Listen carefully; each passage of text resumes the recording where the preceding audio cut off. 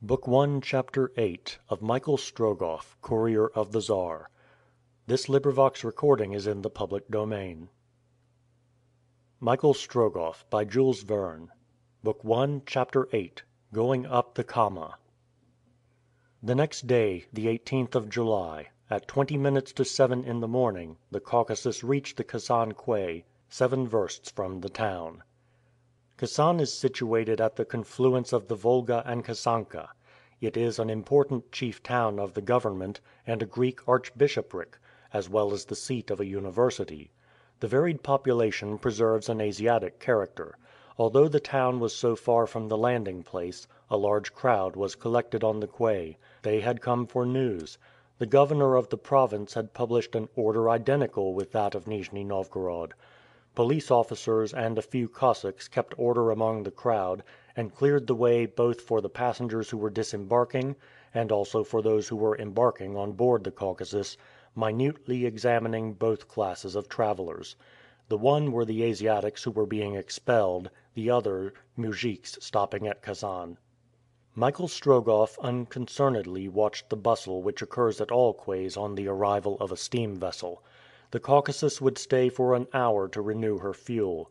Michael did not even think of landing. He was unwilling to leave the young Livonian girl alone on board, as she had not yet reappeared on deck. The two journalists had risen at dawn, as all good huntsmen should do. They went on shore and mingled with the crowd, each keeping to his own peculiar mode of proceeding. Harry Blount, sketching different types or noting some observation; Alcide Jolivet contenting himself with asking questions, confiding in his memory, which never failed him.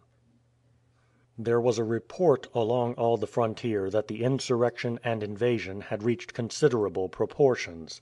Communication between Siberia and the empire was already extremely difficult. All this Michael Strogoff heard from the new arrivals. This information could not but cause him great uneasiness, and increase his wish of being beyond the Ural Mountains, so as to judge for himself of the truth of these rumors, and enable him to guard against any possible contingency.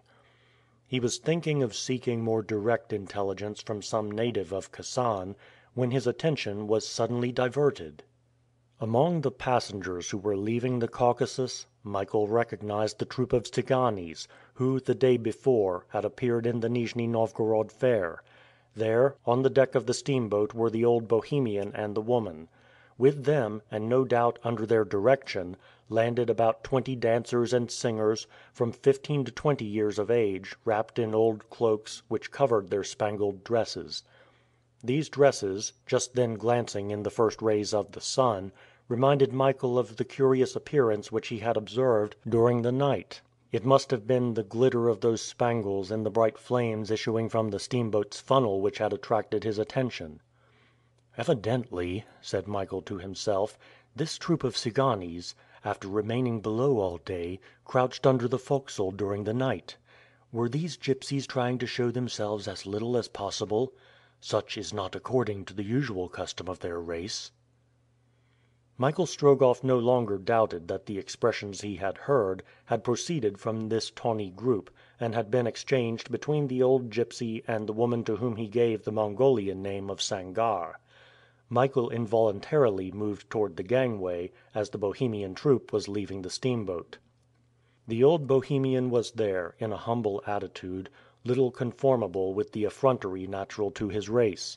One would have said that he was endeavoring rather to avoid attention than to attract it. His battered hat, browned by the suns of every clime, was pulled forward over his wrinkled face. His arched back was bent under an old cloak, wrapped closely round him, notwithstanding the heat. It would have been difficult, in this miserable dress, to judge of either his size or face. Near him was the Tsigane, Sangarre, a woman about 30 years old. She was tall and well made, with olive complexion, magnificent eyes, and golden hair. Many of the young dancers were remarkably pretty, all possessing the clear-cut features of their race. These Tsiganes are generally very attractive, and more than one of the great Russian nobles, who try to vie with the English in eccentricity, has not hesitated to choose his wife from among these gypsy girls. One of them was humming a song of strange rhythm which might be thus rendered: Glitters brightly the gold in my raven locks streaming, rich coral around my graceful neck gleaming. Like a bird of the air, through the wide world I roam." The laughing girl continued her song, but Michael Strogoff ceased to listen. It struck him just then that the Tsigane, Sangarre, was regarding him with a peculiar gaze, as if to fix his features indelibly in her memory. It was but for a few moments, when Sangarre herself followed the old man and his troop, who had already left the vessel. "That's a bold gypsy," said Michael to himself. "Could she have recognized me as the man she saw at Nijni Novgorod? These confounded Tsiganes have the eyes of a cat. They can see in the dark, and that woman there might well know." Michael Strogoff was on the point of following Sangarre and the gypsy band, but he stopped. "No," thought he, "no unguarded proceedings. If I were to stop that old fortune teller and his companions my incognito would run a risk of being discovered. Besides, now they have landed, before they can pass the frontier I shall be far beyond it. They may take the route from Kasan to Ishim, but that affords no resources to travelers. Besides, a tarantass, drawn by good Siberian horses, will always go faster than a gypsy cart. Come, friend Korpanoff, be easy." By this time the man and Sangarre had disappeared. Kasan is justly called the Gate of Asia, and considered as the center of Siberian and Bokharian commerce, for two roads begin here and lead across the Ural Mountains. Michael Strogoff had very judiciously chosen the one by Perm and Ekaterenburg. It is the great stage road, well supplied with relays kept at the expense of the government, and is prolonged from Ishim to Irkutsk. It is true that a second route, the one of which Michael had just spoken, avoiding the slight detour by Perm, also connects Kasan with Ishim.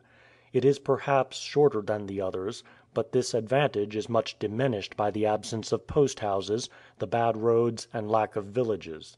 Michael Strogoff was right in the choice he had made, and if, as appeared probable, the gypsies should follow the second route from Kasan to Ishim, he had every chance of arriving before them.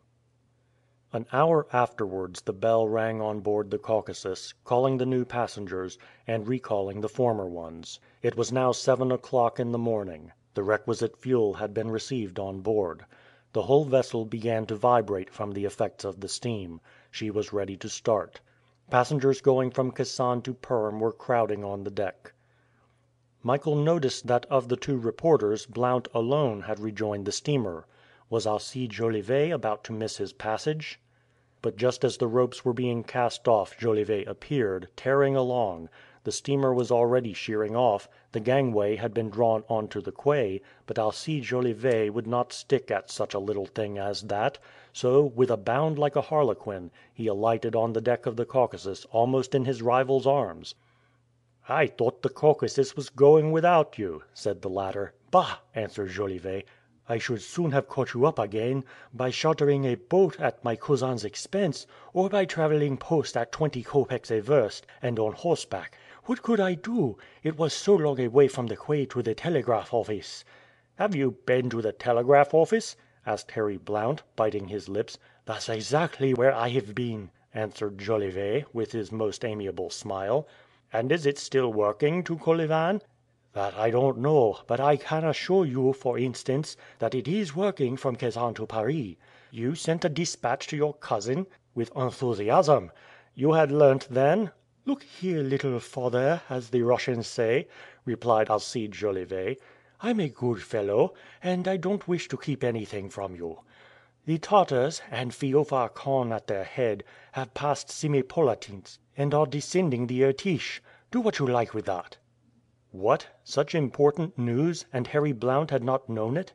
And his rival, who had probably learned it from some inhabitant of Kasan, had already transmitted it to Paris. The English paper was distanced. Harry Blount, crossing his hands behind him, walked off and seated himself in the stern without uttering a word. About 10 o'clock in the morning, the young Livonian, leaving her cabin, appeared on deck. Michael Strogoff went forward and took her hand. "Look, sister," said he, leading her to the bows of the Caucasus. The view was indeed well worth seeing. The Caucasus had reached the confluence of the Volga and the Kama. There she would leave the former river, after having descended it